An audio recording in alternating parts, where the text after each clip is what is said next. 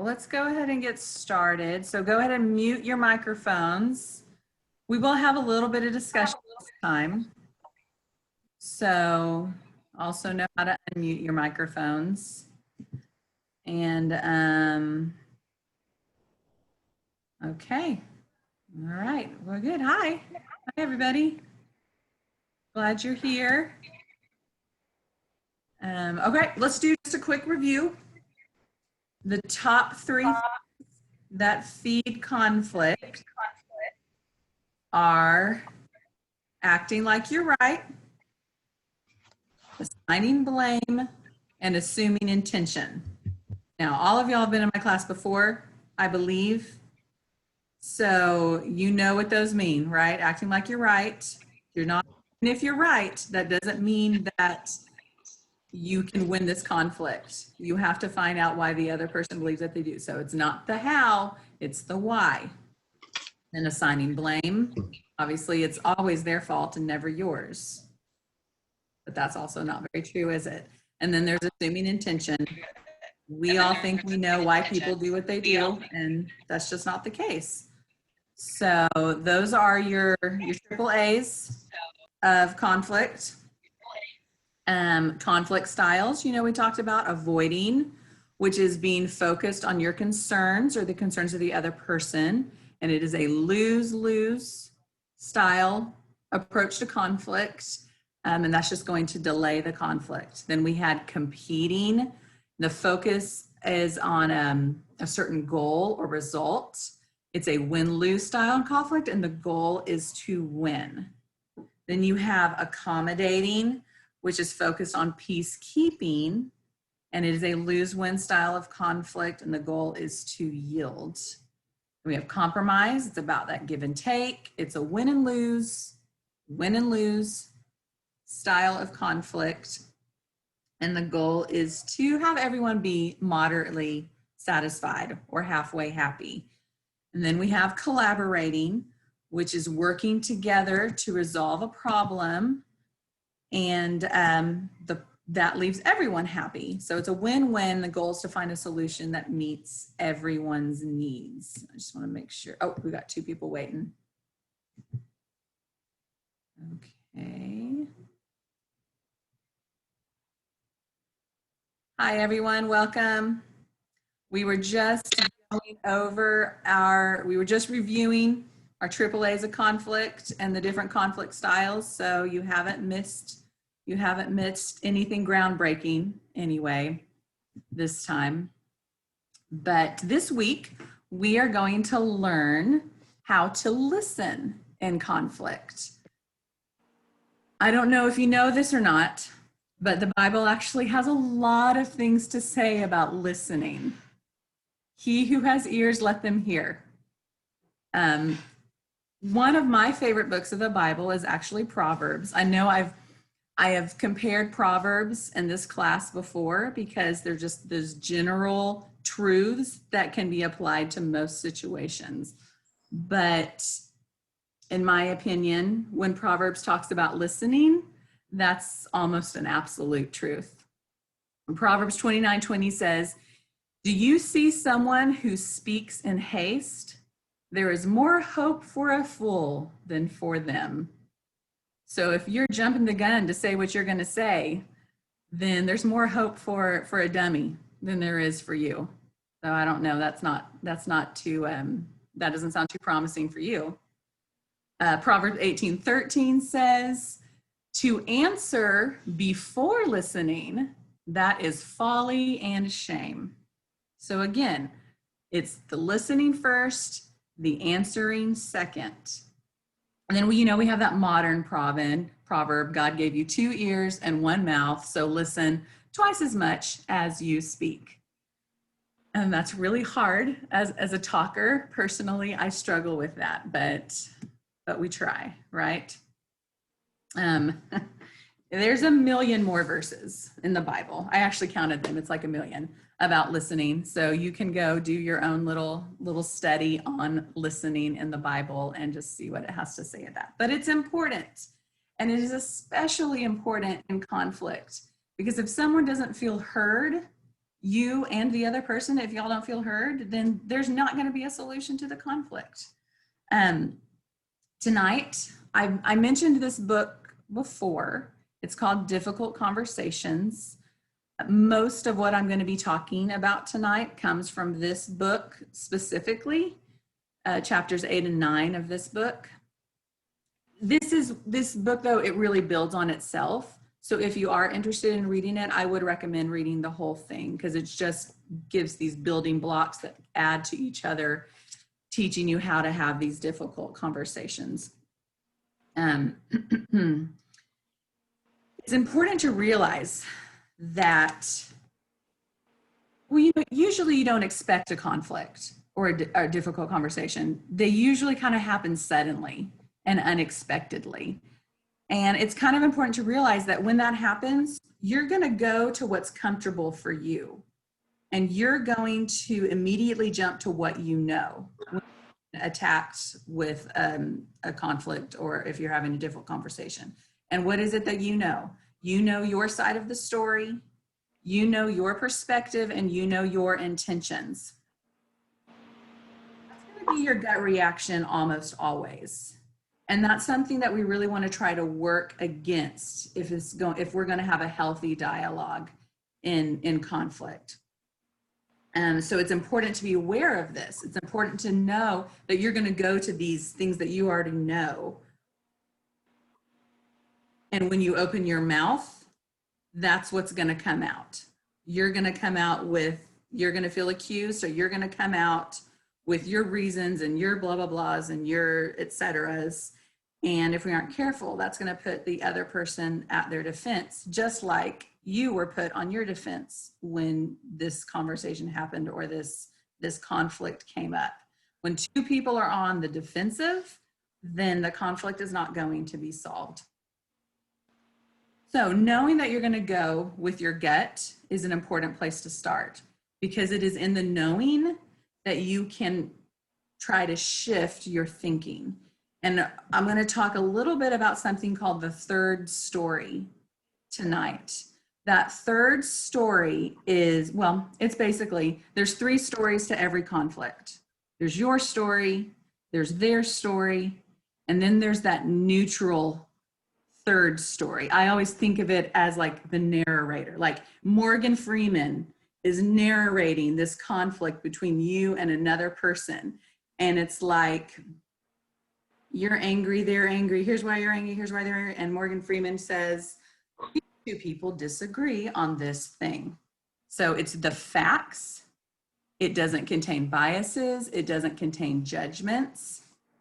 When approaching a conflict from the third story, you're basically acknowledging that the other person has a perspective of that conflict, just like you do. And that even though you don't understand it, you want to learn more about it. You're saying, it looks like we have this problem to deal with. I have my opinions and you have your opinions too. So let's figure this out together. When you are approaching a conflict from the third story, it's really important to use inclusive language like we and us, because that takes away some of the blame and accusation. Instead of, so if we say, I see that we disagree on this thing. So how can we figure this out together? By bringing in the us and the we, it now makes the conflict the problem and not the person. So then you can approach this difficult conversation together instead of against each other, if that makes sense. I'll give you an example. Brad and Joanna are roommates, and Brad likes to have the dishes done after every meal and the kitchen cleaned. Joanna is fine to let the dishes sit in the sink for a while and do them later on that night or even the next morning, because in her mind, it is no big deal. They drive each other nuts with this dishes situation. Brad's like, Joanna, you're so gross. Stop leaving the dishes in the sink all the time. It's unhealthy and it's gross. And then Joanna is like, Brad, you need to chill out, man. It's no big deal. Just let the dishes set. I'll do them later. Why do you have to be so anal retentive about this? And then, like I said, that third party, I always imagine Morgan Freeman because I feel like he narrates every documentary that I've ever like seen on TV or anything like that. So I always imagine Morgan Freeman's voice when I'm trying to get the general story. So Morgan Freeman comes in, he's like, it looks like Brad and Joanna have differing opinions on how the dishes should be done and what that looks like. Neither are happy with each other's approach. So these are just stating the facts. These aren't calling someone gross. These aren't calling someone anal. This is just a no judgment approach to the conflict. So I see we have a different approach on how the dishes should be done. Can you help me understand why having the dishes done immediately matters to you? That would be taking on that third story perspective. So Joanna can ask Brad, why is it important to you to have the dishes done immediately? And Brad could ask, why is it important to you to do other things before you do the dishes? Or I don't know, something like that. So asking those kinds of questions from the facts and not the feelings creates a space for learning. And it's when we come ready to learn and listen that we're going to be able to approach the actual problem. I'm using that example because I'm trying to reframe where your mind goes in conflict. Instead of focusing on your intention and your perspective, just focus on the facts. What is the problem and why is this a problem? And then really hone in on that why. It's coming at a problem through the third story. It's more than just hearing what's being said. It's acknowledging it and it's affirming it. It's saying, I understand you have a different perspective on this and I'd like to learn more about it. So it means asking questions when they say something you don't understand. It means paraphrasing what you think they're saying to make sure you're hearing and understanding them. And it means taking a stance of curiosity within that conflict. And I love the phrase stance of curiosity. I just think it's kind of an important tenet to live by. Basically, when you take a stance of curiosity, you're making the shift from assuming you understand the problem to a curiosity about the problem from the other person's perspective. It's very much a help me understand what you're trying to say to me. I want to know more about what you're saying. And here's the important thing about this. Okay, this is actually a really important thing. You actually have to want to know. You can't just ask this for the sake of asking. Like, authenticity is extremely important when asking these questions and wanting to find out what the problem is. I mean, we all know when we're being humored, right? We all know when someone's just like phoning it in when they're talking to us about whatever, or if you're trying to talk to them about something and they're on their phones or anything like that. Like, we know when we're not actually being listened to, and it doesn't feel good. At least for me, I don't feel good if I'm not being listened to. And I'm just going to assume that that is the same for you guys as well. The book actually says that defines authenticity. It says authenticity means that you are listening because you're curious and because you care, not just because you're supposed to. So that authenticity, listening because you care enough about this person to come up with a solution, is extremely important. If you are,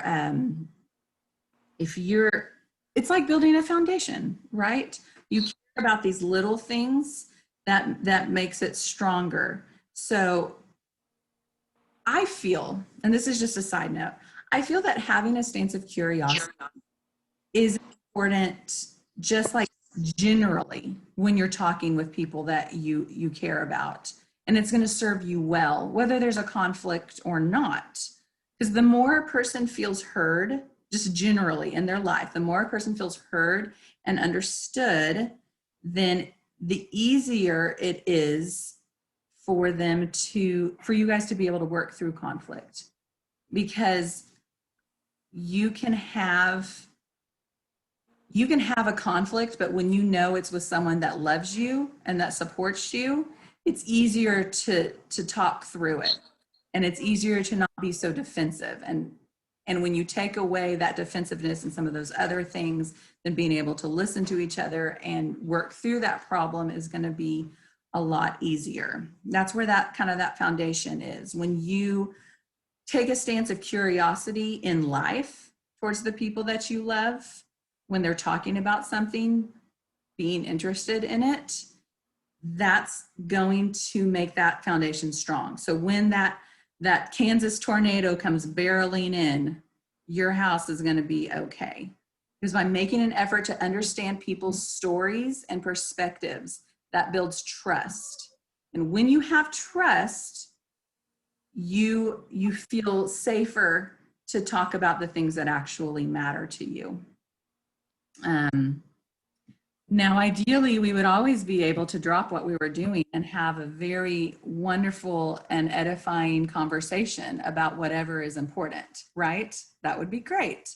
But we don't have that. So what happens when you can't talk about that conflict right now? What happens when you're just not in the right headspace to listen?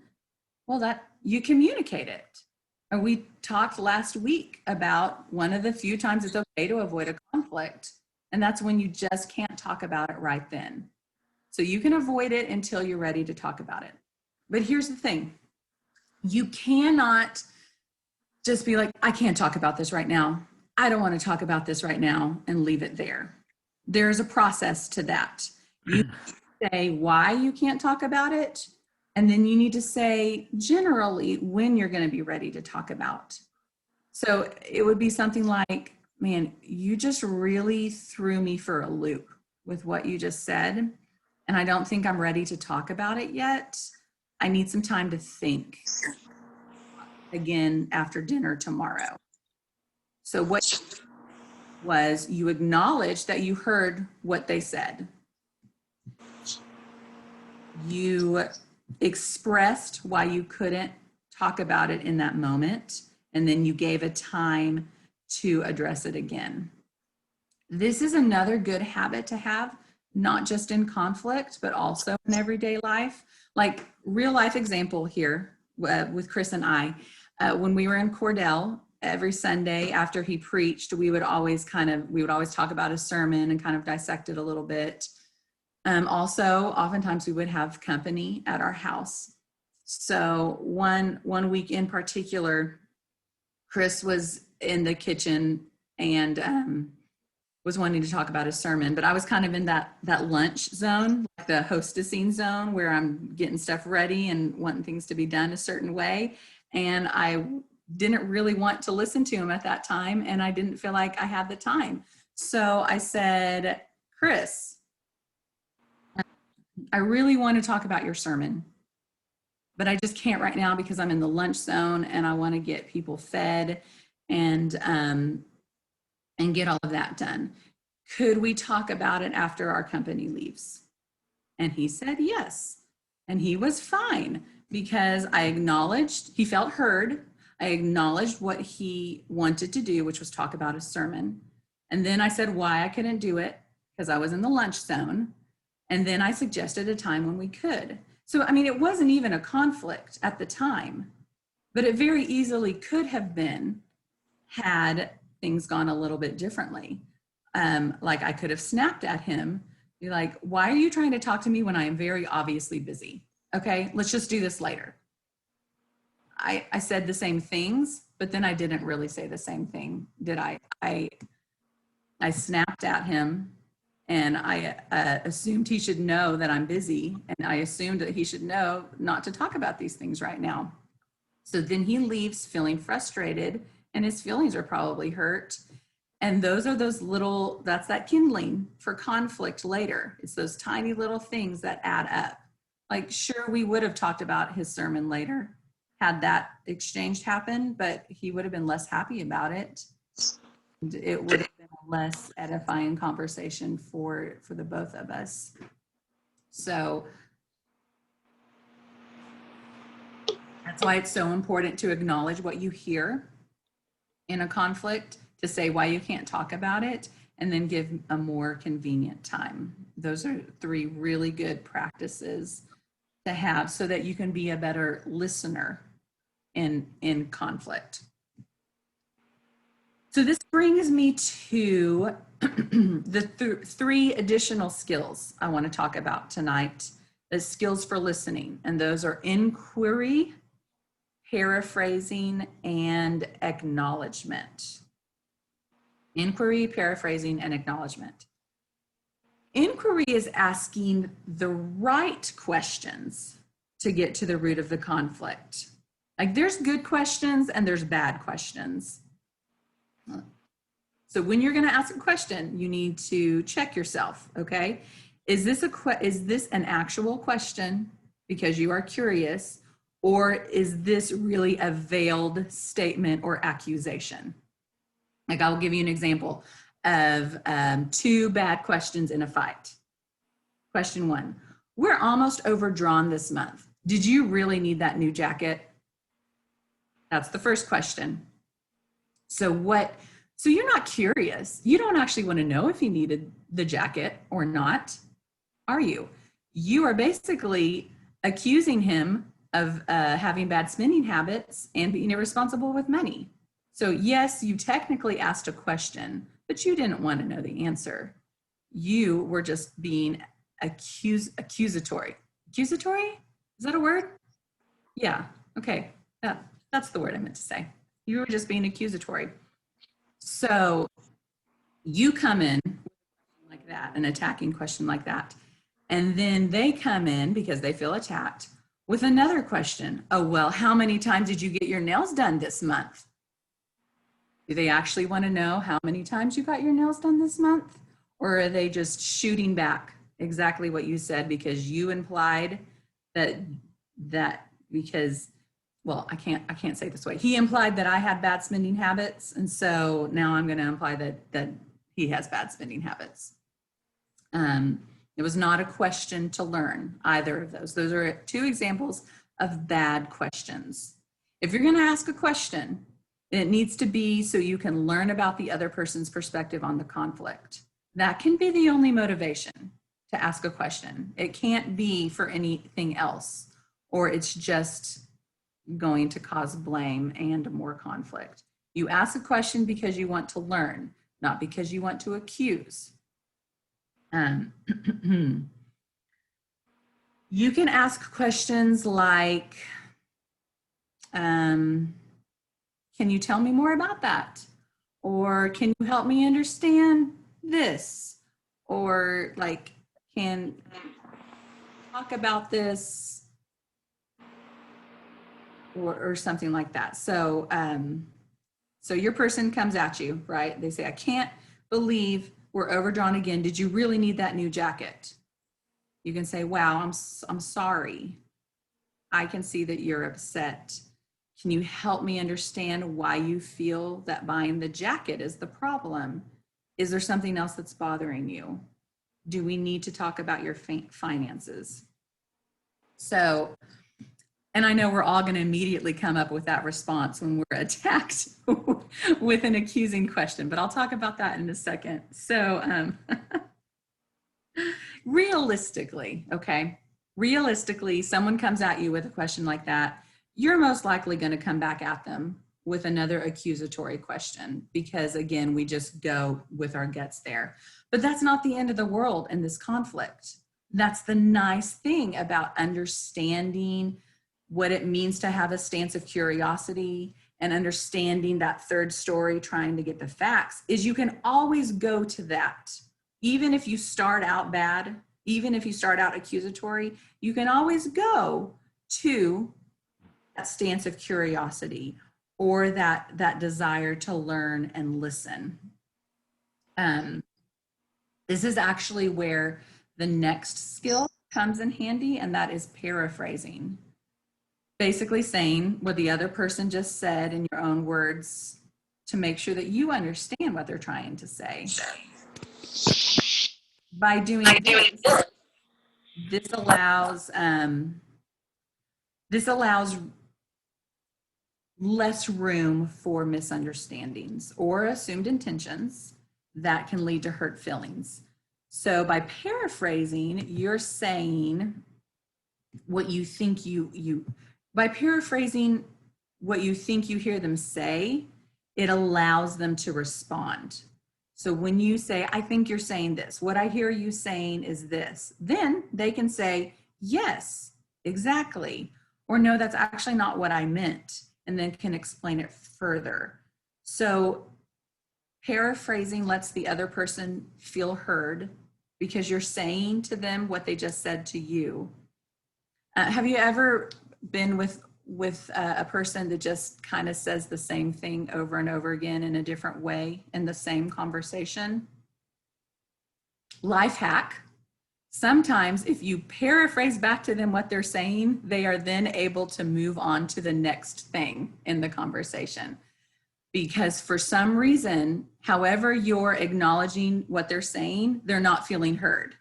And a lot of times by paraphrasing what they're saying, it flips something in their brain. They're like, oh, okay, they do understand what I'm saying. And then they can go on to the next thing. So that's something you could just tuck away for later.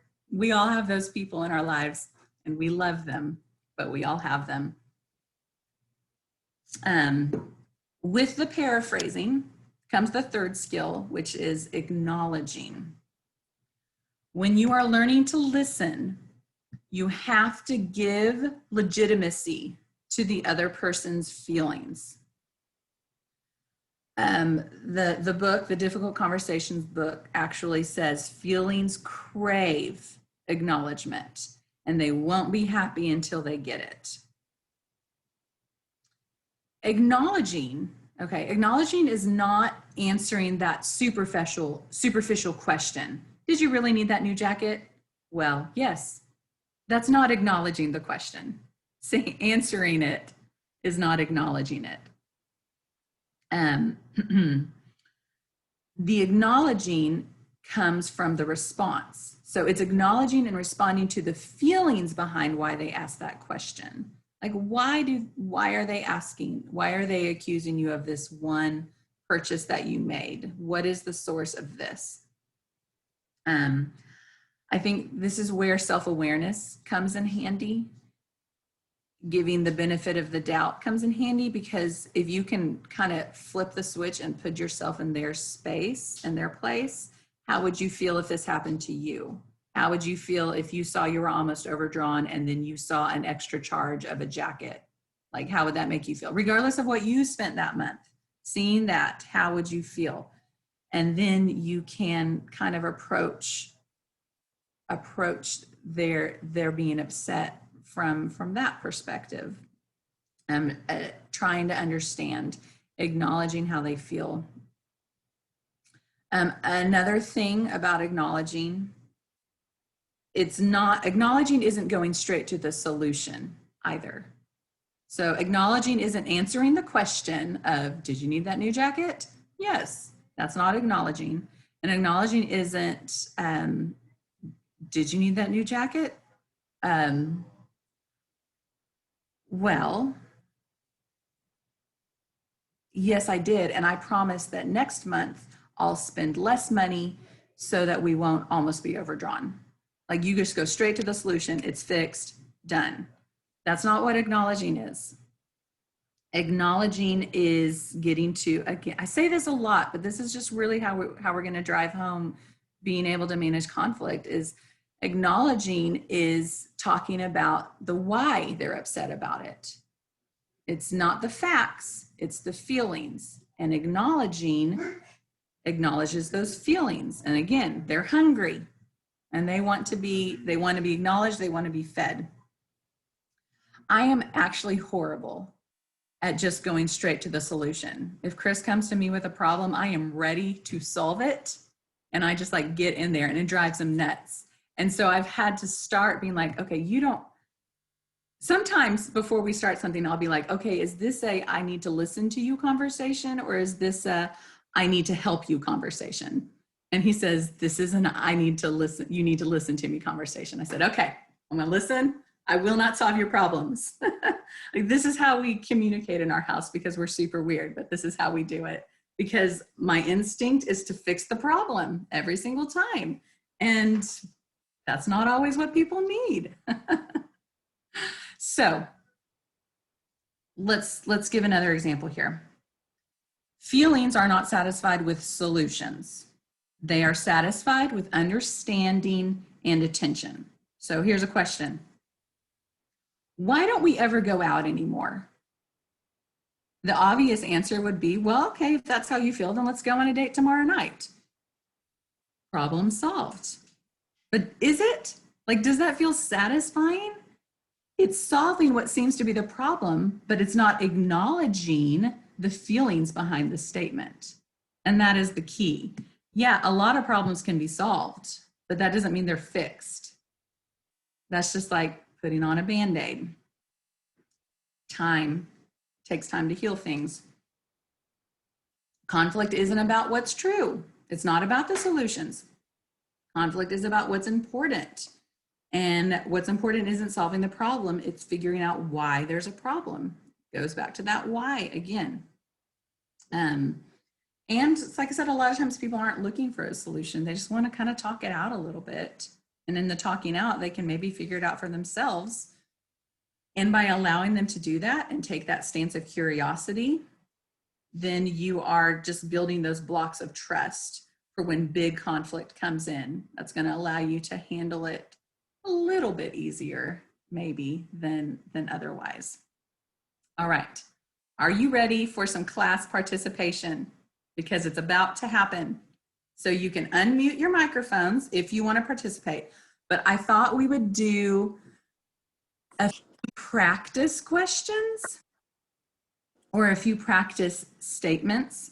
So basically, I'm going to give you a statement, and I want you to give me an example of a bad response and a good response. Got it? So my first statement is, we never talk anymore. What would be a bad response to that? Oh, yes, we do. Oh, yes, yes, exactly. Talking right now. Now. I'll show you talking. Yeah. Yeah. Oh, you guys are very good at the bad responses. I'm so proud. Okay, so what would be an example of a good response to Tell me why you we said never that. talk anymore? Tell me why you said that. Tell me why you said that. That's wonderful, Bonnie. Anyone else have anything to add?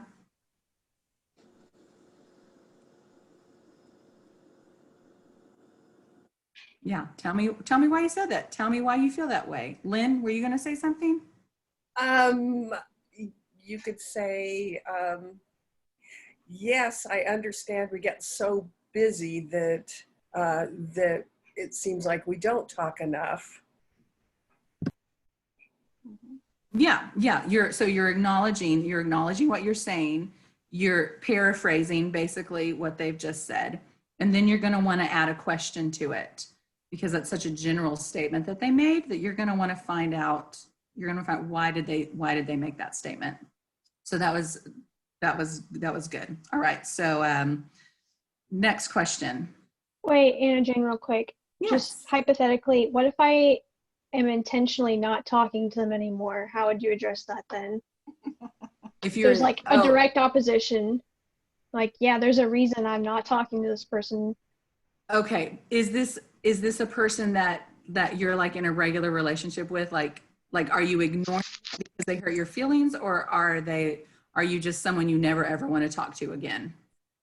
Oh, I don't know. I was just Okay. saying, like, there's a difference between like you're in a neutral position and they come up with a complaint, as opposed to you have a predisposition against that and they come up to you with a conflict, if that makes sense. Like, does that change how you would approach that?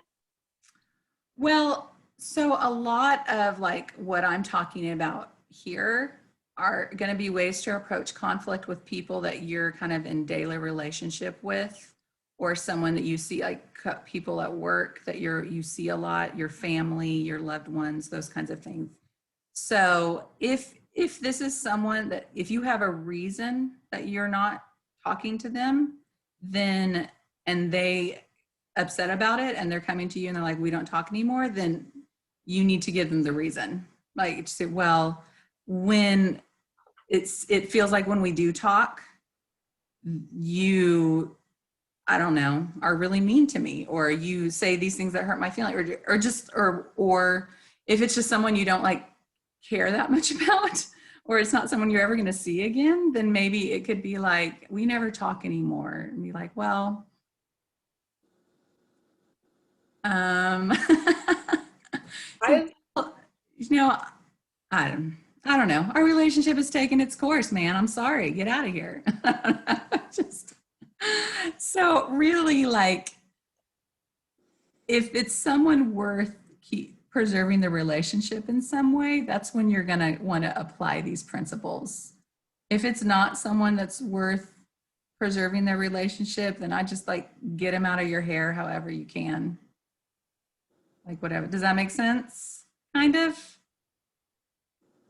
Yeah, I don't know. I feel like it's hard, like when you in real life situations, sometimes there are like reasons that you aren't doing something instead of you just kind of being like, oh wow, I didn't know that felt this way. I mean, it could go either way, but Mhm. Well, I think as long as you know the reasons why you don't want to be in communication with that person or why you don't want them in your life, you need to know those reasons and you need to be able to tell them that. Because if they're asking, why aren't we talking anymore? Then obviously they don't have closure on whatever kind of relationship that you had. So if you have your reasons for not wanting to do it, then those are legitimate and those are the answers that you can give. So some I relationships. think it helps. Hmm? Like I have people at work who will complain that like I'm not talking to them basically, or like someone kind of asked me like, it doesn't really seem like we're friends. And so instead of making it about them, even though it is, I don't like the person, I made it about me. I was like, yeah, like I have so much to do here that I just really can't prioritize like hanging out with work people outside of work. And like, I'm sorry, like I know a lot of people here like to hang out. Like I just can't do that. I have so much going on. I kind of have to prioritize things differently. And like I know Yeah. I did that when there were Perfect. after I had my daughter, there were people I didn't want to hang out with anymore. And I just did the same thing. I was like, you know, I changed my priorities and I'm sorry if that makes you feel excluded. Like sure. I'm not saying it's gonna change, but That's actually great because you are acknowledging what they're saying, but you are giving your reasons as to why. Like, we are not talking right now. We're not hanging out because of these reasons.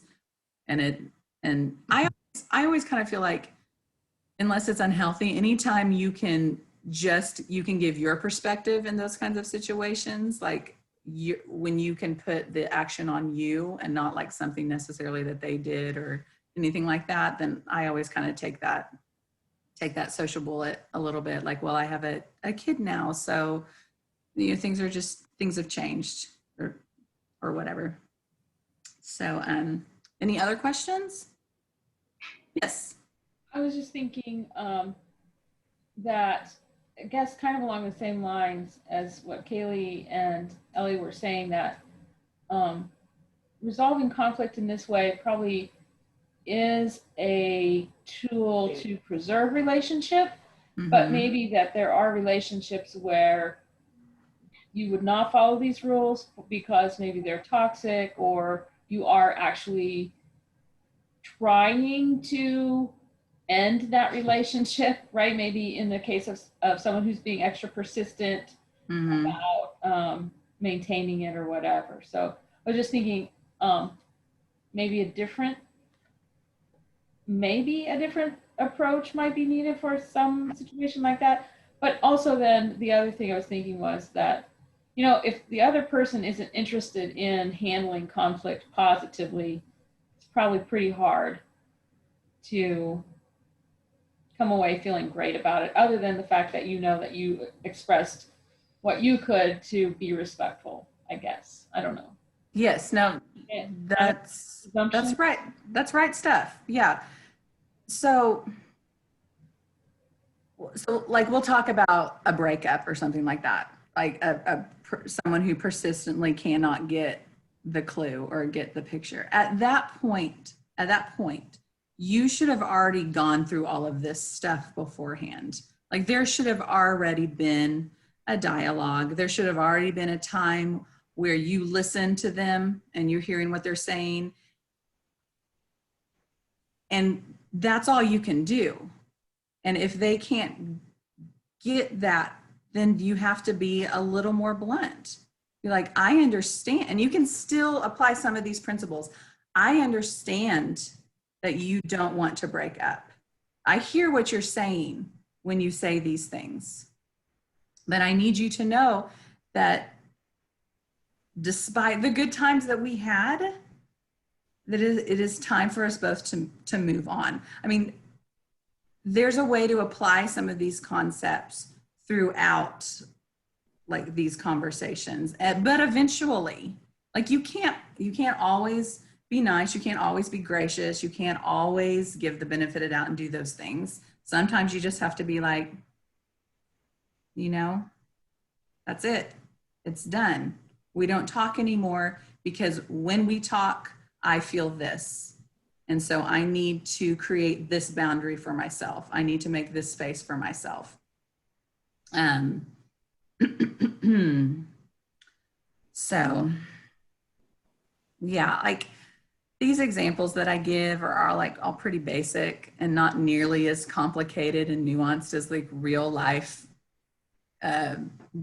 conversations. But my hope is that when you find yourself in these conflict, that you're able to immediately to go to like a stance of curiosity, or to be able to ask the questions of why and those kinds of things at some point. And if that doesn't work, that doesn't work. You know, c'est la vie. Go be warm and well fed, or whatever. Let's see. Any other questions or statements? I hope I'm answering these things correctly, and if I'm not, you can keep asking me.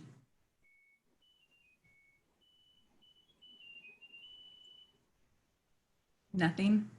I've taught you all there is to know about listening in conflict. That's wonderful. Okay, so let's Just trying to see. stay on mute so we won't get in trouble. Yes, now is your time to listen to me. Oh, yes. You've seen our listening skills. Come on. So we did kind of some practice conversation there, and it's just kind of giving you an idea maybe of the language that you can use when you're in a conflict, that using that inclusive language of we and us, and how can we approach this problem together. That's a very collaborative approach to a conflict. You asking the questions. I just want you to have this general formula in your brain when conflicts or even just conversations come up, that importance of listening and making sure that your loved ones feel understood. It's the building blocks to having healthy conflict. Listening isn't so much about hearing as it is about understanding. And understanding is not going to come unless you're willing to take time to ask the right questions. So you ask those right questions, you listen to their responses, you eliminate misunderstandings by paraphrasing what you hear them saying, and then you can acknowledge the root of the issue. Like you can acknowledge how they're feeling and their emotions and that kind of thing. And hopefully that's going to help kind of mitigate some conflict, and hopefully it's going to be able to create like a healthier dialogue when you are in conflict. True story.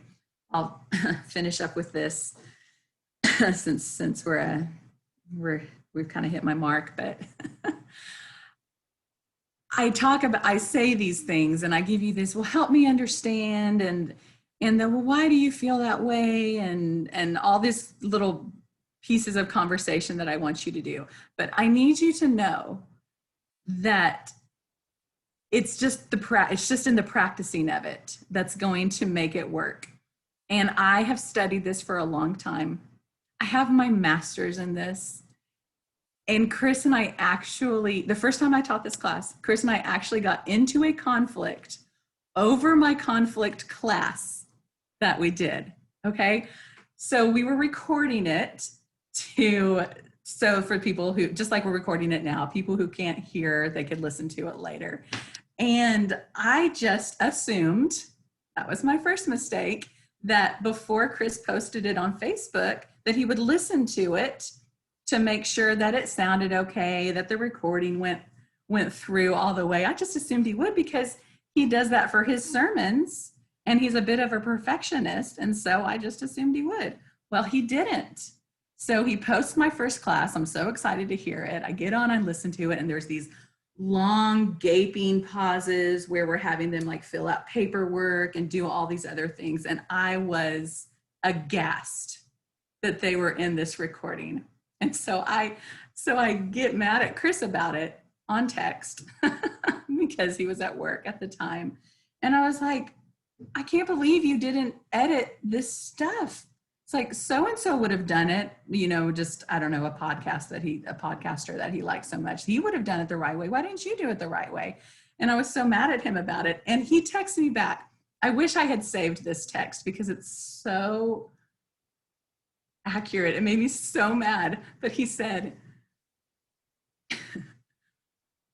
from what I hear you saying, we had a misunderstanding on what was supposed to happen with these conflict classes.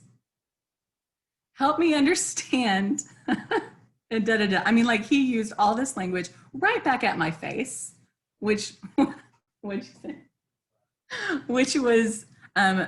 made me so mad and so proud all at the same time. But I just tell you that story to let you know that this is a journey, and it's just something that we just kind of have to work on all the time, even for me. And I had said this at the beginning of the class, but I do want to say it again.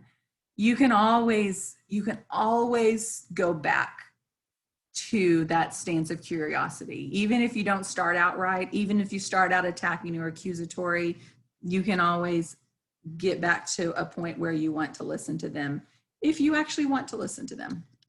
So that's me. That's all we've got for tonight. If anyone has anything they would like to add, you can, or we can say good night.